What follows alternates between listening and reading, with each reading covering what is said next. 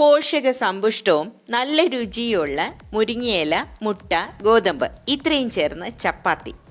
1 cup ഗോതമ്പ് മാവ്, പാകത്തിന് ഉപ്പ്, 1/2 സ്പൂൺ ജീരകം, 1/2 സ്പൂൺ ഇഞ്ചി ചതച്ചത്, 1 പച്ചമുളക് ചതച്ചത്, 1 മുട്ട, 1 കപ്പ് മുരിങ്ങയില ഇത്രയും വെള്ളം ചേർത്ത് ഇതുപോലെ ചപ്പാത്തി മാവിൻ്റെ പാകത്തിന് കുഴച്ചെടുക്കാം. ഇഷ്ടമാണെങ്കിൽ 1 സ്പൂൺ നെയ്യ് കൂടെ ചേർക്കാം. ഇനി ഉരുളകളാക്കി സാധാരണ പോലെ ചപ്പാത്തി ഉണ്ടാക്കാം. രക്തത്തിലെ പഞ്ചസാരയുടെ അളവ് നിയന്ത്രിക്കാൻ കഴിവുള്ള മുരിങ്ങയില, വൈറ്റമിൻസ് ആൻഡ് പ്രോട്ടീൻ റിച്ചായ മുട്ട, ഫൈബർ റിച്ചായ ഗോതമ്പ് എല്ലാം കൂടെ ചേർന്ന് ഇതൊരു സൂപ്പർ ഫുഡായില്ലേ. ഇടയ്ക്കൊക്കെ നമുക്ക് ഇതുപോലെയും ചപ്പാത്തി ഉണ്ടാക്കി കഴിക്കാം.